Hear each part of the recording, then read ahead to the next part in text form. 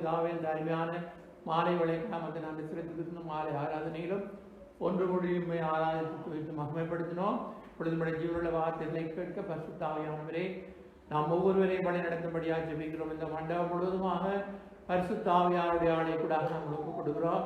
உடைய வெளியேறப்பட்ட ரத்தம் ஜெயமன்று சொல்கிறோம். ஆண்டவரை பேசுகிற அடியனையும் அதற்கு ஒவ்வொருவரையும் பரிசுத்த ஆவியானவரையும் ஆளுகை செய்து வழிநடத்த போனதாக காமத்தை நன்றி செலுத்துகிறோம். இயேசு நாமத்திலே ஜெபிக்கிறோம் ஜீவனுடைய நல்ல பிதாவே, ஆமென். செய்திக்கு ஆதாரமாக எபிரேயர் 4:13 இப்பொழுது வாசகம் கேட்போம்.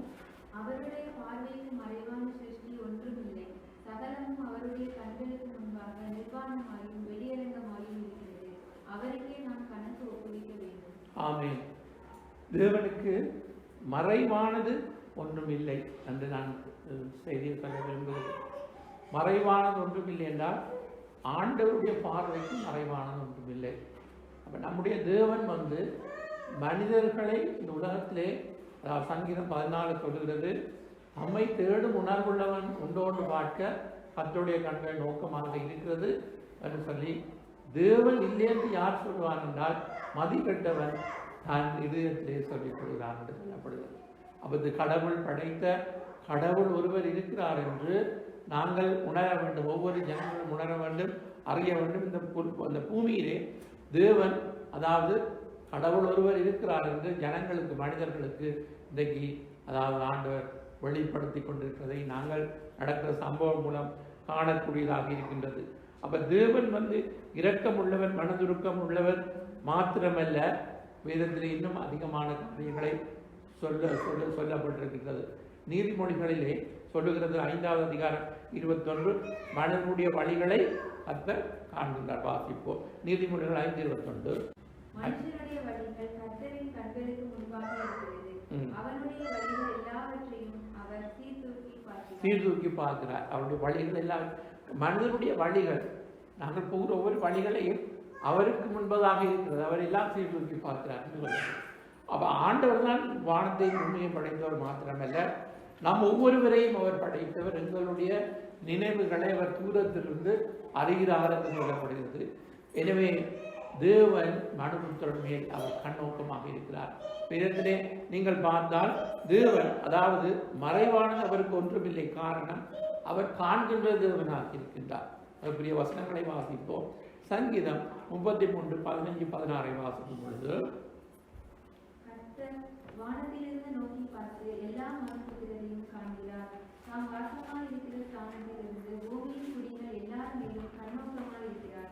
அவர்களுடைய இருதயங்களை எல்லாம் அவர் உருவாக்கி அவர்கள் செய்திகளை எல்லாம் கவனித்திருக்கிறார். ஆமென். ஆண்டவர் காண்கின்ற தேவன். அதாவது பாடலை நாங்கள் பாடுவோம், அழகா பாடல் எழுதியிருக்கார். காண்கின்ற தேவன் நம் தேவன், காலமும் அவரை துதித்திடுவோம். அப்ப தம்மை தேடும் உணர்வுள்ளவன் தரணியில் அவனிடம் உண்டோ, கர்த்தர் இயேசு காண்கின்றார், கர்த்தார் அவரை தேடுவோம். அடுத்தது, ஆவியிலே நொறுக்கப்பட்டு ஆண்டுடைய வசனத்துக்கு நடுங்குகிற அன்பு இருதயம் காண்கின்றார், அணுகிடுவோம் நாம் கண்ணீரோடு. அப்ப வசனத்துக்கு நடுங்குகிறவரை நோக்கி பார்க்கிறார்.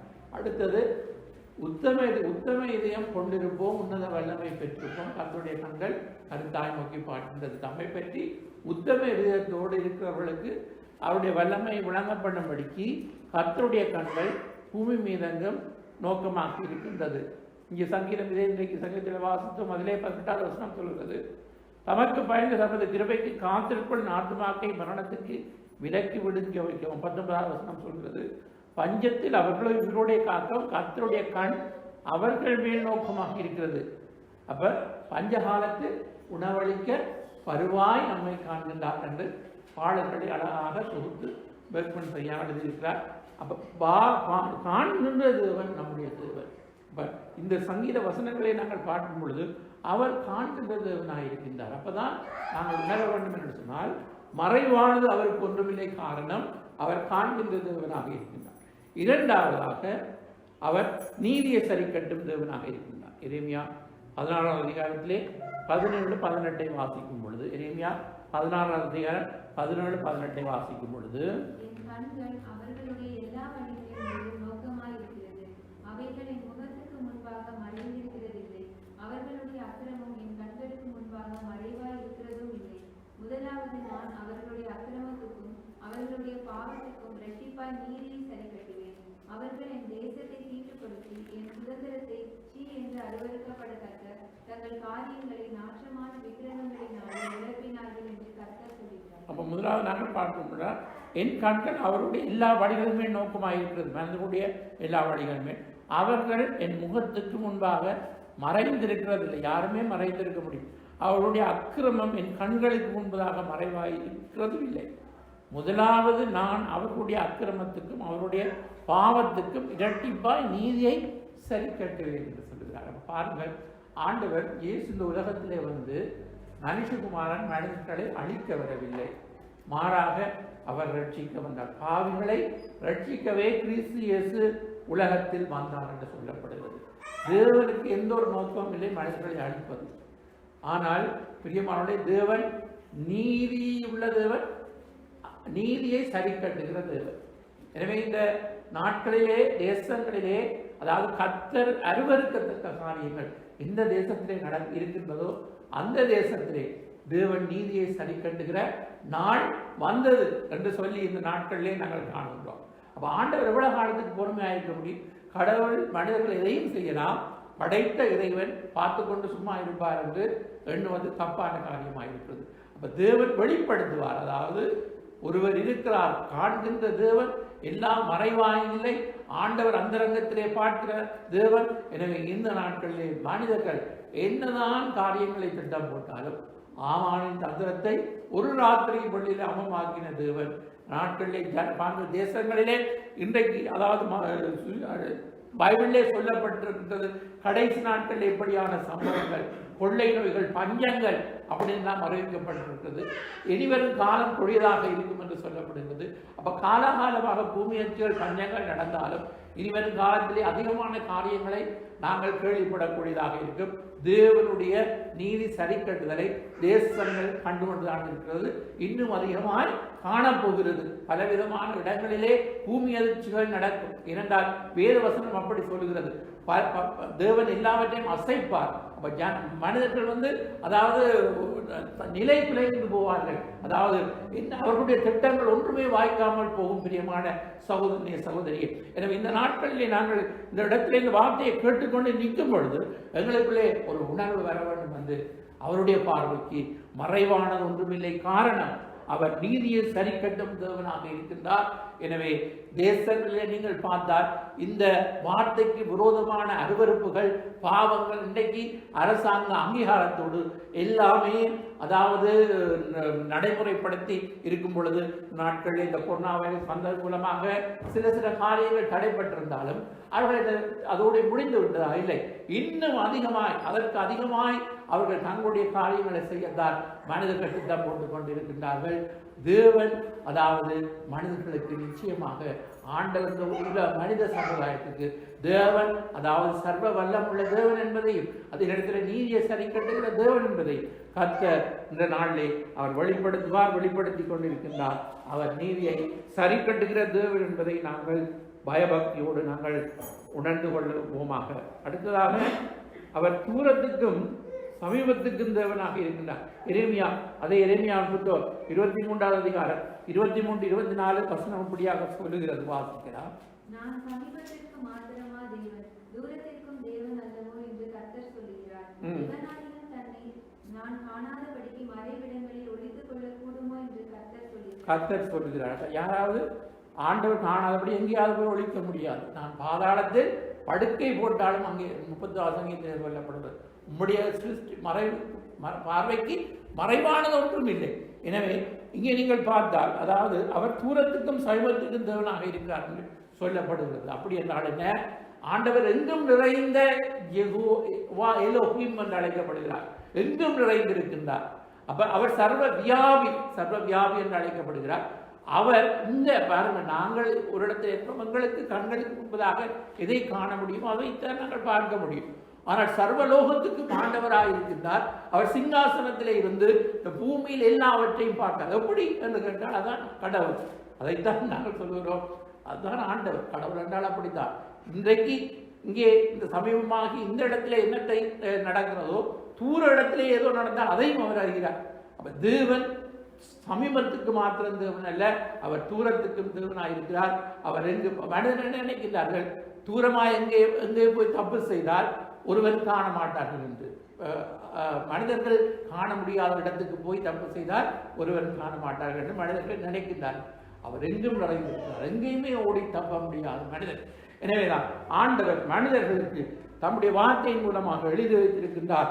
இப்படியெல்லாம் ஆண்டவர், அதாவது அவருடைய பார்வைக்கு மறைவானது ஒன்றுமில்லை என்று எபிரேயர்கள் சொல்வதற்கு காரணம் அவர் தூரத்துக்கும் சைவத்துக்கும் தேவனாக இருக்கின்றார். அடுத்தது, மறைவானது அவருக்கு ஒன்றுமில்லை, காரணம் இருளில் இருக்கிறதை கூட அவரால் அறிய முடியும். இப்போ இருளிலே ஒரு காரியம் நடந்தால் அது மறைக்கப்படும், ஆனால் தேவனுக்கு அது மறைவானது இல்லை. அதைத்தான் தானியேல் புத்தகத்திலே நாங்கள் வாசிக்கின்றோம். 2வது அதிகாரம் 22வது வசனத்திலே, அவரே ஆழமும் மறைபொருளானதை வெளிப்படுத்துகின்றவர், இருளில் இருக்கிறதை அவர் அறிவார், வெளிச்சம் அவரிடத்தில் தங்கும். அப்ப பாருங்கள், இருளில் இருக்கிறதையும் அவர் அறிகிற தேவனாக இருக்கின்றார். அப்ப மறைவானது ஒன்றுமில்லை, காரணம் அவர் காண்கின்ற தேவர். மறைவானது ஒன்றுமில்லை, காரணம் அவர் நீதியை சரிக்கட்டும் தேவர். மறைவானது ஒன்றுமில்லை, அவருக்கு காரணம் அவர் தூரத்துக்கும் சமீபத்துக்கும் தேவனாக இருக்கின்றார். அவருடைய பார்வைக்கு மறைவானது ஒன்றுமில்லை, காரணம் அவர் இருளில் இருக்கிறதை அவர் அறியக்கூடிய தேவனாக இருக்கின்றார். அப்ப இந்த நாட்களிலே, அதாவது நாங்கள் இந்த உலகத்திலே ஒன்று நன்மை செய்யலாம், ஒன்று தீமை செய்யலாம், பாவம் செய்யலாம், பரிசுத்தமாய் வாழலாம்.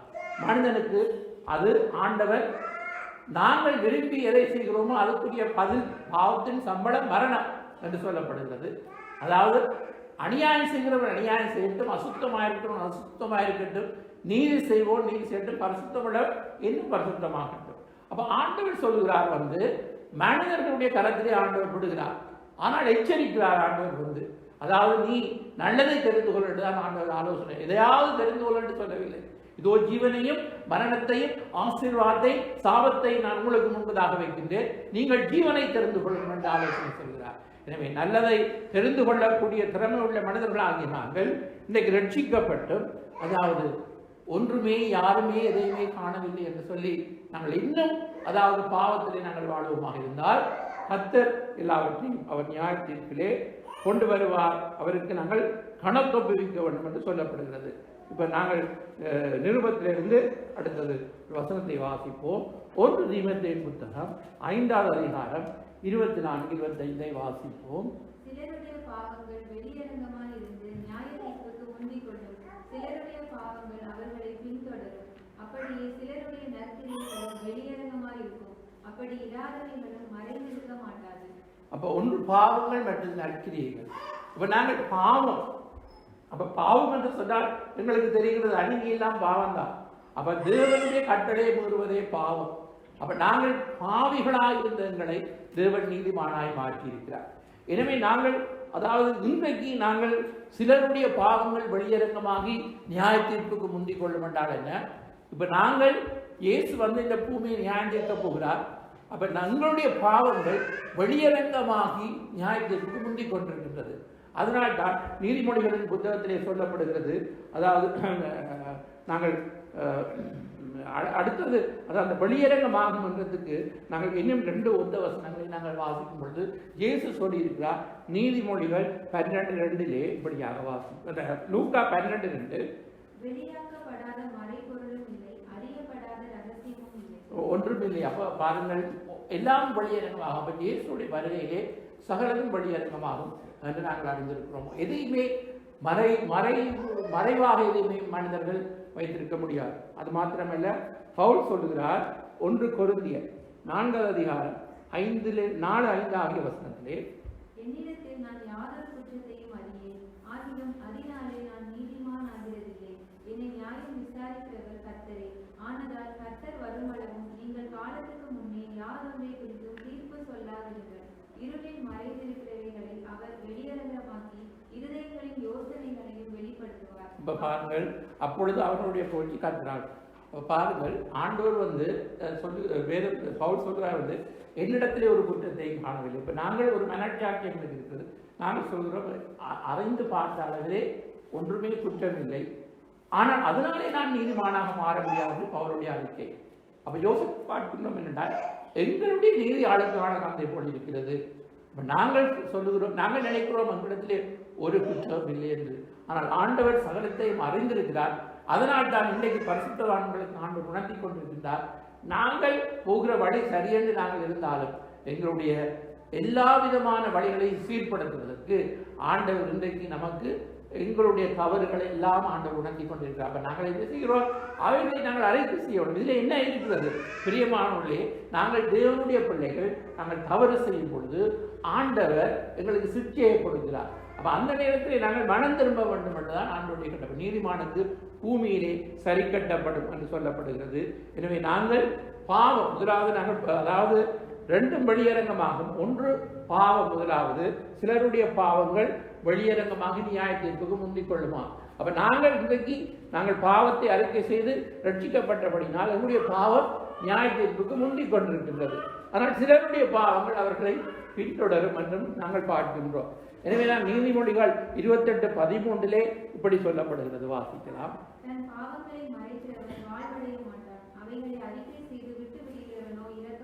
பாவங்களை மறைக்க கூடாது. பாவங்களை மறைக்கிறவர் தேவன் எல்லாவற்றையும் மறைந்தவர்.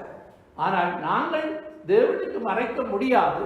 ஆனால் நாங்கள் நான் ஒரு பாவி, நான் தவறு செய்தேன், குற்றவாளி தன்னுடைய குற்றத்தை ஒத்துக்கொள்ள வேண்டும். அப்படி ஒத்துக்கொள்ளும் பட்சத்திலே தான் அவருக்கு, அதாவது நீதிமன்றத்திலே ஒரு குற்றவாளி குற்றத்தை ஒத்துக்கொள்ளும் வரை அது போராட்டம் நடந்து கொண்டு அந்த வழக்கு முடியாது.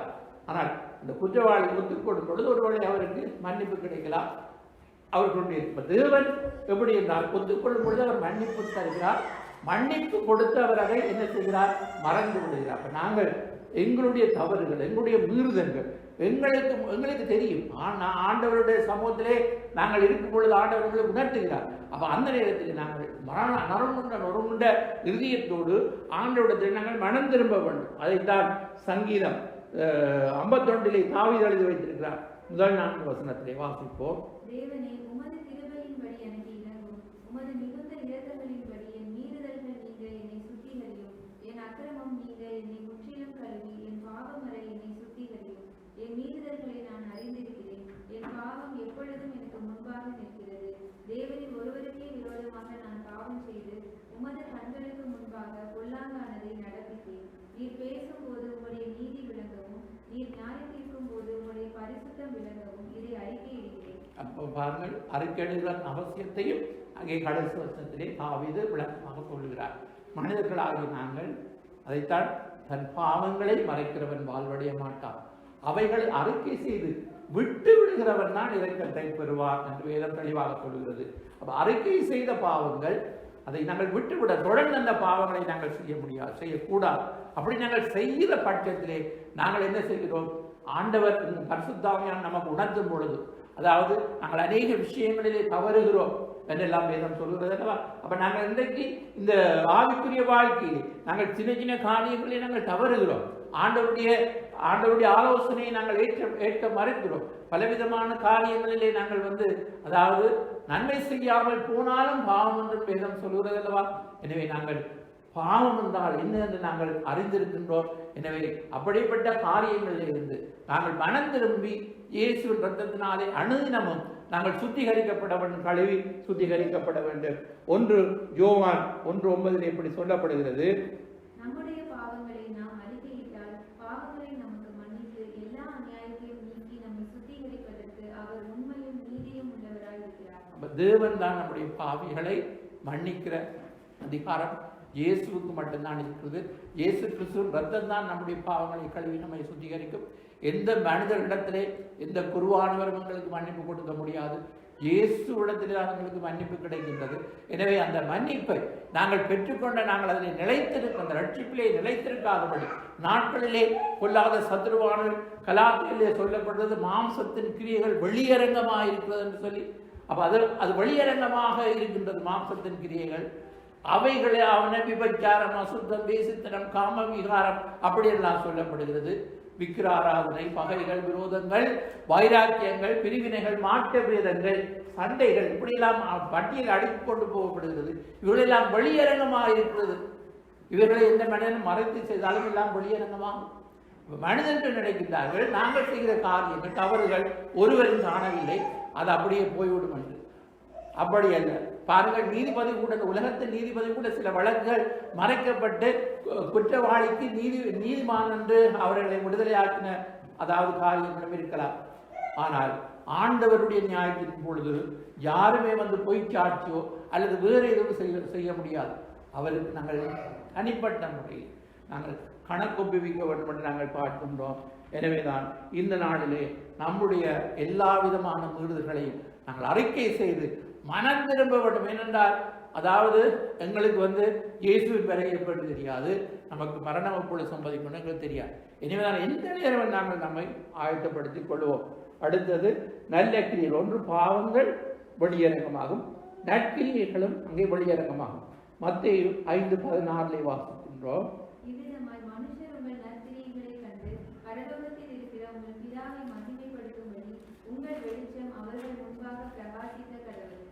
அப்ப பாருங்கள், மனிதர்கள் உங்கள் நற்கிரியை காண வேண்டும்.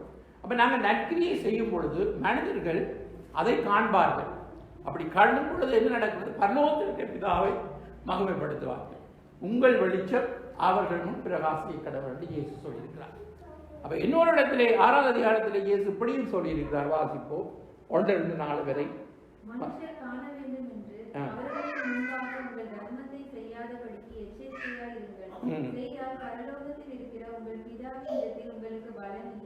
ஆகையால் நீர் தர்மம் செய்யும் போது மனுஷரால் புகழப்படுவதற்கு மாயக்காரர் ஆலயங்களிலும் வீதிகளிலும் செய்வது போல உனக்கு முன்பாக தவறை ஊதுவியாதே.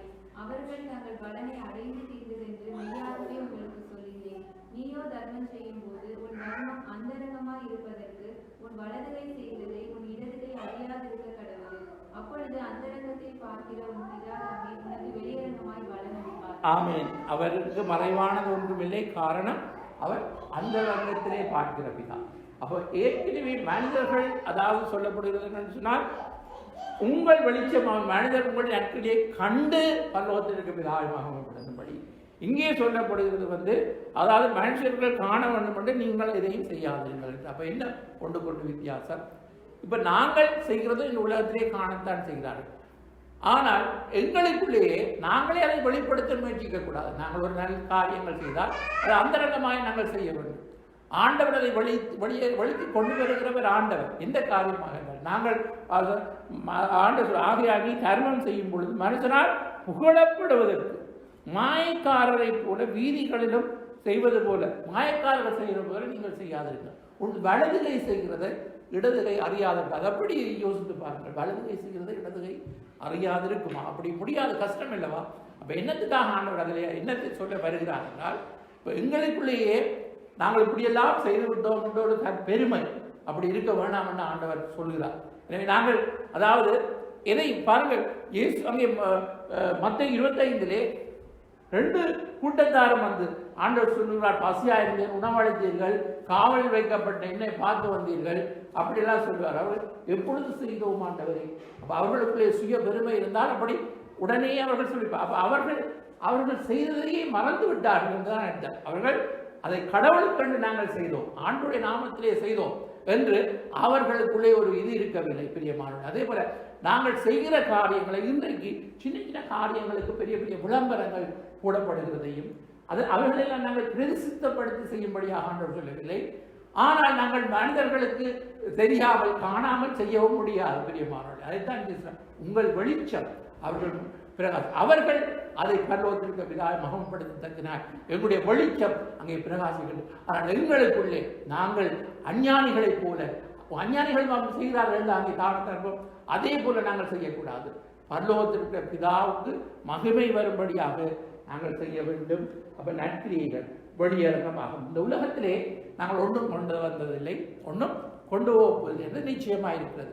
அப்ப இந்த உலகத்திலே தேவன் நமக்கு பொருளாதார ரீதியிலே ஆசீர்வாதங்களை தந்தால் நாங்கள் அதை அதாவது நல்ல காரியங்களுக்கு பயன்படுத்தாமல் நாங்கள் அதாவது தாழ்ந்த ரோமையிலே நீங்கள் பார்க்கும் பொழுது அவனை அதை பெருக்காமல் அதை புதைத்து வைத்தார் என்று சொல்வது போல ஆண்டவர் உக்ரான ஊழியத்தை எங்களுக்கு தந்திருக்கும் பொழுது எங்களுக்கு கொடுத்த இந்த உலகத்திலே கொடுத்த அதாவது வருமானங்களுக்கு நாங்கள் என்னது ஆண்டவருடைய நாங்கள் எப்படியெல்லாம் அதை தவறான முறையிலே செலவழித்தோம் என்பதற்கெல்லாம் நாங்கள் கணக்கு பிரிக்க வேண்டும்.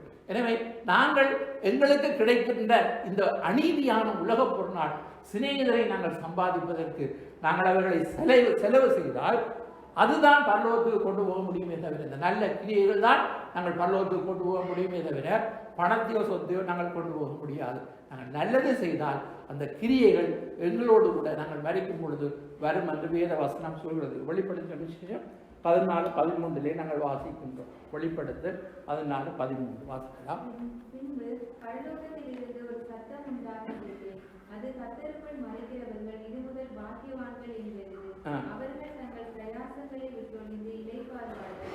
அவர்களுடைய கிரியைகள் அவர்களோடு கூட போம். ஆவியானவரும் ஆம் என்று திருவுளம் பற்றுகிறார் என்று சொல்கிறார். அப்ப பரலோகத்தில் நாங்கள் எதை கொண்டு போகலாம்? ஒன்றுமே கொண்டு போக முடியாது என்று சொன்னாலும் இங்கே ஒன்றை கொண்டு போகலாம் என்று சொல்லப்படுவது. அது என்னது? நல்ல கிரி, அவருடைய நல்ல கிரியைகள் அவரோடு கூட போகும். இயேசு சொல்லுகிறார், கிரியைகளுக்கு தக்கதான பலன் என்னோடு கூட வருகிறது என்று சொல்லி. அப்ப அந்த உலகத்திலே பிரியமானவர்களே, என்ன வந்தோம் விளைந்தோம் ஒன்றுமே நாங்கள் பரலோகம் கொண்டு போக முடியாதா? வேறு என்னத்துக்கு ஏனோ நாங்கள் வாழக்கூடாது. நாங்கள் பரலோகத்துக்கு கொண்டு போவதற்கு ஆத்மாக்கள் பரலோகம் கொண்டு போகலாம். நல்ல கிரியைகளை நாங்கள் பரலோகம் அவர்களோடு கூட வருமென்றால் என்ன அர்த்தம்? ஆண்டவர் கணக்கு வைத்திருக்கிறார். எனவே இவைகளை ஒரு உணர்வுள்ளவர்களாக நாங்கள் ஆண்டவரிடத்திலே எங்களுக்கு அதாவது கிடைக்கின்ற வாய்ப்புகள், எங்களுக்கு கிடைக்கிற சந்தர்ப்பங்கள், எங்களுடைய காலங்கள், நேரங்கள், தருணங்கள், எங்களுக்கு கூட கிடைக்கிறதான அதாவது வருமானங்கள் எல்லாவற்றிலும் நாங்கள் தேவராஜ்யத்துக்கு முதலிடம் கொடுப்போமாக இருந்தால் அதைத்தான் நாங்கள் பரலோகம் கொண்டு போக முடியுமே தவிர, அதாவது ஒருவன் மூடன் ஆத்மாவை புசித்து குடி என்று சேர்த்து வைத்திருந்தார். ஆண்டவர் சொன்னார், மதிகடனை இன்று உன்னுடைய ஆத்மா எடுத்துக் கொள்ளப்படும், அப்பொழுது என்ன செய்வாய் என்று சொன்னார். அப்ப எங்களுடைய சிந்தனை உலக மக்களை பார்த்து வித்தியாசமாக இருக்க வேண்டும் என்பதை நாம் உணர்ந்து கொண்டு ஆண்டவர் இயேசு சீக்கிரம் வரப்போகிறார். இந்த உலகத்துக்கு ஆண்டவர் நாம் இருக்கிறேன் என்று வெளிப்படுத்தி அந்த உலகத்துக்கு ஆண்டவர் நீதி சரி காட்டி கொண்டிருக்கிறார். அவருடைய ரகசிய வருகின்ற அதாவது காரியங்களை நாங்கள் அறிந்து பார்க்கும் பொழுது இனி காலம் செல்லாத அறிகிறோம். எனவே நாங்கள் ஆயத்தமாகவும் ஆண்டவருடைய வருகையிலே அவர் நன்மை செய்தாலும் தீமையானாலும் அதுக்கு கணக்கு ஒப்புவிக்க வேண்டும் என்று பிரசங்கி 14:12-14 நாங்கள் வாசிக்கின்றோம். அந்த வசனத்தை வாசித்து ஜெபிப்போம். ஒவ்வொரு காரியத்தையும் நன்மையானாலும் தீமையானாலும் தேவன் நியாயத்திலே கொண்டு வருவார். நன்மையானாலும் தீமையானாலும் நியாயத்திலே கொண்டு வருவாரா? அப்ப அவருடைய கிரியைகளுக்கு பலன் இருக்கிறது, பாவத்துக்குரிய பலனும் இருக்கிறது. பாவத்தின் சம்பளம் மரணம் என்று சொல்லப்படுகிறது. அப்படின்னா என்ன? நித்திய மரணத்தை குறிக்கிறது. பிரியமானவர்களே, தேவனுடைய கிருபை வருமோ நம்முடைய கர்த்தராகிய இயேசு கிறிஸ்துவான நித்திய ஜீவனை குறிக்கிறது. அப்ப நாங்கள் என்றைக்கும் சதா காலங்களிலும் ஆண்டவரோடு நாங்கள் வாழ அழைக்கப்பட்டிருக்கின்றோம். இந்த உலகத்திலே மனிதர்கள் நினைக்கின்றார்கள் கடவுள் எங்கே இருக்கிறார், அவர் ஒன்று கடவுள் இருந்தால் கடவுளுக்கு கண்ணில் என்று கூட சொல்லுவார்கள் உலகத்திலே. பிரியமானவர்களே, நம் வேதம் சொல்லுகிறது நம்முடைய தேவனுக்கு மறைவானது ஒன்றுமில்லை, அவருக்கு நாங்கள் கணக்கு ஒப்புவிக்க வேண்டும். அவர் காண்கின்ற தேவன், அவர் நீதியை சரி கட்டுகிற தேவன், அவர் தூரத்துக்கும் சமீபத்துக்கும் தேவன், அவர் இருளில் இருக்கிறதை அறிகிற தேவன். அதாவது ஆண்டவர் எல்லாவற்றையும் வெளியரங்கமாக்குவார். சிலருடைய பாவங்கள் வெளியரங்கமாக நியாயத்திற்கு முந்திக் கொள்ளும். அதே விதமாகத்தான் நல்ல காரியங்களும் வெளியரங்கமாகும். அப்படி மறைந்திருக்கிறதும் ஒன்றுமே அது மறைந்திருக்க மாட்டாது. இயேசுவின் வருகையிலே அதற்குரிய பிரதிபலங்கள் நிச்சயமாக கிடைக்கும். எனவே தேவனுக்கு அதனால் தான் இயேசு சொல்லியிருக்கார், நீங்கள் அஞ்ஞானிகளைப் போல எதையுமே நல்ல காரியங்களை செய்வதிலேயோ நீங்கள் அப்படி இருக்க வேண்டாம், வலதுகை செய்கிறது இடதுகைக்கு அறியாது இருக்கிறது என்று சொல்லியிருக்கிறார். எனவே மனிதர்கள் நாங்கள் உலகத்துக்கு வெளிச்சமாக இருக்கிறோம், உப்பாக இருக்கின்றோம். அது மனிதர்கள் காணக்கூடியதாக விதத்திலே இருக்க வேண்டுமே தவிர நாங்களாக எங்களை வெளிப்படுத்த நாங்கள் முயற்சிக்க கூடாது என்பதுதான் இயேசுடைய கூற்றாக காணப்படுகிறது. எனவே நாங்கள் ரட்சிக்கப்படுவதற்கு நல்லது காரியம் செய்தனால் ரட்சிக்கப்படவில்லை. ஆனால் பரலோகம் போவதற்கு நாங்கள் நல்ல கிரியைகள் நாங்கள் செய்ய வேண்டும் என்பதை நாங்கள் உணர வேண்டும். ரட்சிப்புக்கு நல்ல காரியம் செய்தனாலே தான் ஆண்டவர்களை ரட்சிக்கவில்லை. நாங்கள் பாவையாக இருந்தோம், எதையுமே கொடுக்கவில்லை, இலவசமாய் பெற்றுக் கொண்டோம் இந்த ரட்சிப்பை. ஆனால் பரலோகம் போக வெறுங்கையாய் நாங்கள் போகக்கூடாது. பரலோகம் போக நாங்கள் வெறுங்கையாய் என்று சொல்லி நாங்கள் விரும்பக்கூடாது. ஆண்டவரே, நாங்கள் வெறுங்கையாய் உடைய சமூகத்துக்கு வரக்கூடாது. நல்ல கிரியைகள், ஆத்துமாக்களை ஆதாயம் செய்து இந்த உலகத்துக்கு நல்லதை செய்து நாங்கள் பரலோகம் வரும் பொழுது, நாங்கள் மரிக்கும் பொழுது வாழ்ந்தால் ஏதோ வாழ்ந்தோம் மரித்தோம் என்ற இது இல்லாமல் வாழ்ந்தால் ஒரு வாழ்க்கை, அது இயேசுக்காய் வாழ்ந்து உண்மையாய் வாழ்ந்து மரிக்கும் பொழுது ஆண்டவருடைய நாமத்தை மகிமைப்படுத்துவோம். கர்த்தர் நம்மை ஆசீர்வதிப்பார். அடுத்து நாங்கள் ஜெபம் பண்ணுவோம். ஸ்தோத்திரம் ஆண்டவரே, ஸ்தோத்திரம் அப்பா, ஸ்தோத்திரம் அப்பா. நன்றியோடு துதிக்கிறோம், நன்றியோடு துதிக்கிறோம் அப்பா. அம்மை நன்றியோடு துதிக்கிறோம் ஆண்டவரே. ஹல்லேலூயா, ஹல்லேலூயா, ஹல்லேலூயா, ஹல்லேலூயா, ஹல்லேலூயா. நன்றி ராஜாவே, அம்மை நன்றியோடு துதிக்கிறோம். பஞ்சலோக மாய உலகில் பாவ நிலையை எண்ணிப்பார். பஞ்சலோக மாய உலகில் பாவ நிலையை எண்ணிப்பார். பாவங்கள் போக்க சாபங்கள் நீக்க மீட்பருண்டு மறந்திடாதே. பாவங்கள் போக்க சாபங்கள் நீக்க மீட்பருண்டு மறந்திடாதே. இன்றே நீயும் சிந்திப்பாயா, நரகமா நண்பா மோட்சமா. கிருபையின் காலம் முடியும் முன்னே நண்பா உன்னை அர்ப்பணிப்பாயா. கிருபையின் காலம் முடியும் முன்னே நண்பா உன்னை அர்ப்பணிப்பாயா. எதை கொண்டு வந்தாய், எதை கொண்டு போவாய், ரட்சிப்பு ஒன்றே நிச்சயமே. எதை கொண்டு வந்தாய், எதை கொண்டு போவாய், ரட்சிப்பு ஒன்றே நிச்சயமே. மாயமான மண்ணில் பிறந்து மதிமயங்கு உலகில் வீழ்ந்து மரணம் ஒரு நாள் நண்பா நியாய தீர்ப்பு உண்டு மறவாதே. மரணம் ஒரு நாள் நண்பா நியாய தீர்ப்பு உண்டு மறவாதே. இன்றே நீயும் சிந்திப்பாயா, நரகமா நண்பா மோட்சமா. இதுதான் சத்தியம் பாக்கியம்.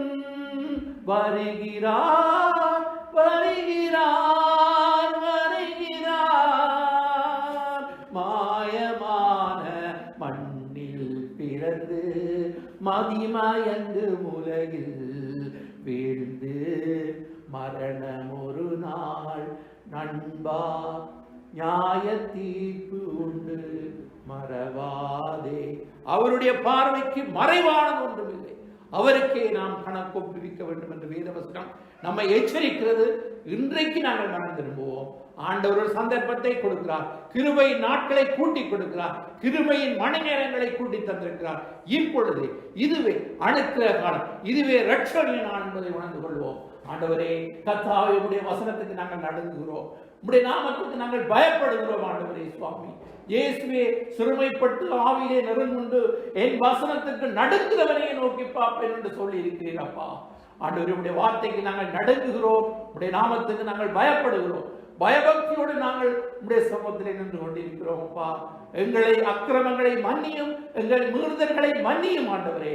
எல்லாம் எங்களுடைய அக்கிரமங்கள் எங்களுடைய கண்களுக்கு முன்பதாக இருக்கிறதே ஆண்டவரே. கர்த்தாவே, நீரே எங்களை கழுவி சுத்திகரித்து இந்த நிமிடம் நீர் வருவதாக இருந்தால் ஆண்டவரே, நாங்கள் மறுரூபமாக இவ்விடத்திலே சேர்த்துக் கொள்ளப்படவும் மரணம் சம்பவிக்கும் பொழுது கர்த்தாவே ஆண்டவரே, அவைகளோடு கூட இந்த கிரியைகளும் ஆண்டவரே கடந்து செல்லும் என்ற வார்த்தையின்படி ஆண்டவரே அப்பா, நாங்கள் அப்படிப்பட்ட ஒரு ஆண்டவரை வாழ்க்கை வாழ்ந்தாலும் உம்மோடு தான், மரித்தாலும் உம்மோடு தான் என்று வாழ கர்த்தர் நீரங்களை வழிநடத்தும்படி ஜெபிக்கிறோம். இயேசுவின் நாமத்திலே ஜெபிக்கிறோம் நல்ல பிதாவே, ஆமென். அல்லேலூயா. நன்றி செலுத்தி தேவனை ஆராதித்து ஆராதனை செய்ய போகிறோம். நன்றின்னு சொல்லி தேவனை ஆராதிப்போம். கேட்ட வார்த்தைக்கு ஒப்பு கொடுத்தவர்களாக தேவனுடைய நாமத்தை ஏற்றுவோம். அல்லேலூயா, அல்லேலூயா, அல்லேலூயா. ஸ்தோத்திரம் ஆண்டவரே. பள்ளங்கள் எல்லாம் நிரம்பிட வேண்டும், மலைகள் குன்றுகள் தகுந்திட வேண்டும், கோணலானவை நேராகணும், கரடானவை சமமாகணும், பள்ளங்கள் எல்லாம் நிரம்பிட வேண்டும், மலைகள் குன்றுகள் தகுந்திட வேண்டும், கோணலானவை நேராகணும், கரடானவை சமமாகணும். ராஜா வருகிறார் ஆயத்தமாவோம், ராஜா வருகிறார் ஆயத்தமாவோம், இயேசு வருகிறார் எதிர்கொண்டு செல்வோம், இயேசு வருகிறார் எதிர்கொண்டு செல்வோம், பள்ளங்கள் எல்லாம் நிரம்பிட வேண்டும், மலைகள் குன்றுகள் தகுந்திட வேண்டும், கோணலானவை நேராகணும், கரடானவை சமமாகணும்.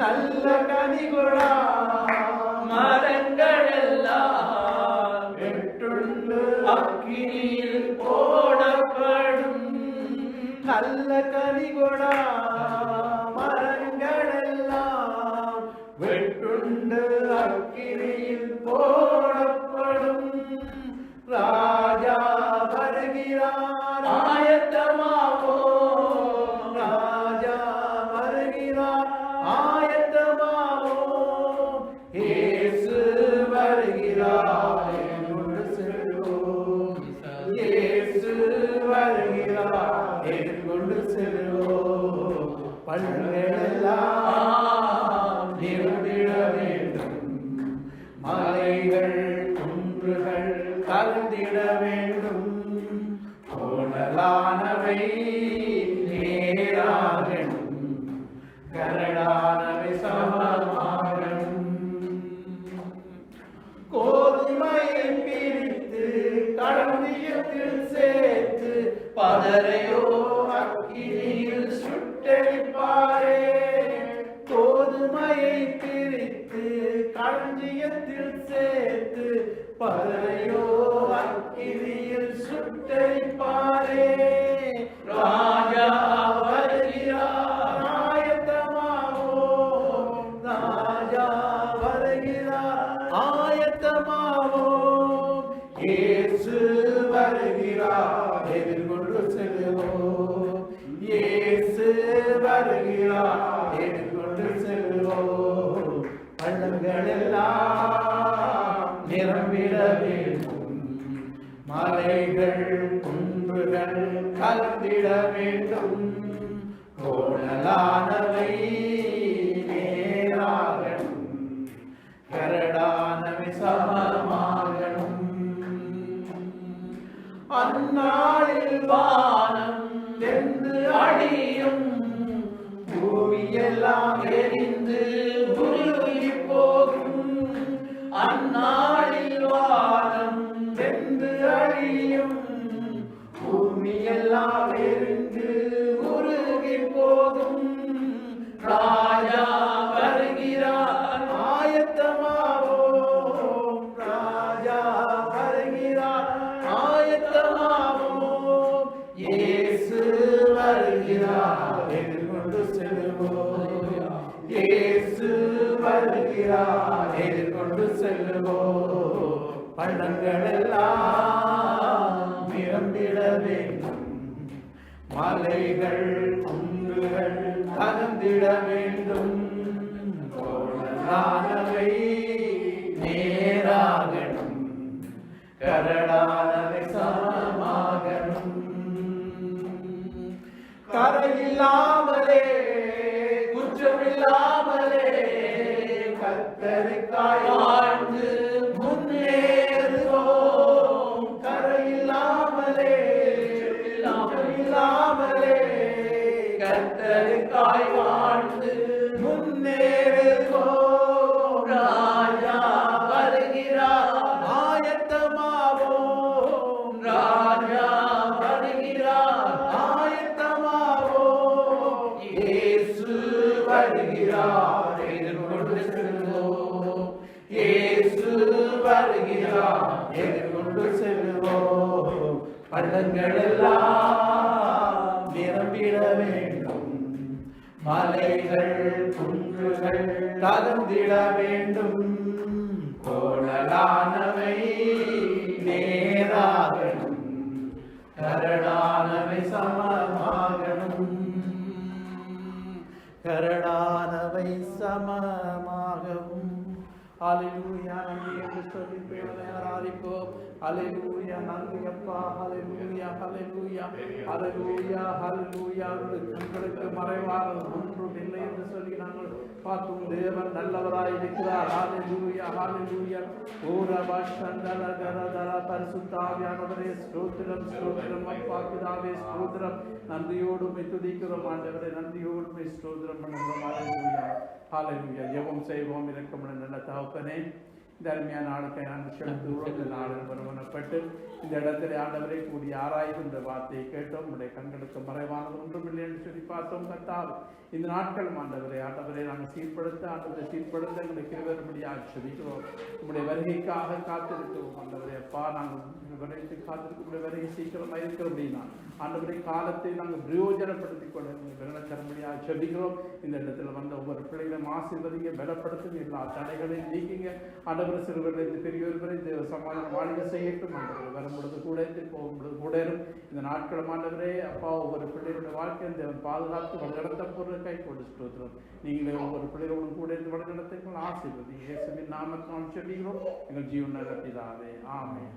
ஆத்மாவே கர்த்தரை ஸ்தோத்திரி, என் முழுவதும் பரிசுத்த நாமத்தை ஸ்தோத்திரி. ஆத்மாவே கர்த்தரை ஸ்தோத்திரி, கர்த்தரை சகல உபகாரங்கள் மறந்து நம்முடைய கர்த்தராகிய இயேசு கிறிஸ்துவின் கிருபையும் பிதாவாகிய தேவனுடைய இடைவிடாத பரிசுத்த ஐக்கியமும் நம் மனதும் கூட இருப்பதாக. ஆமென்.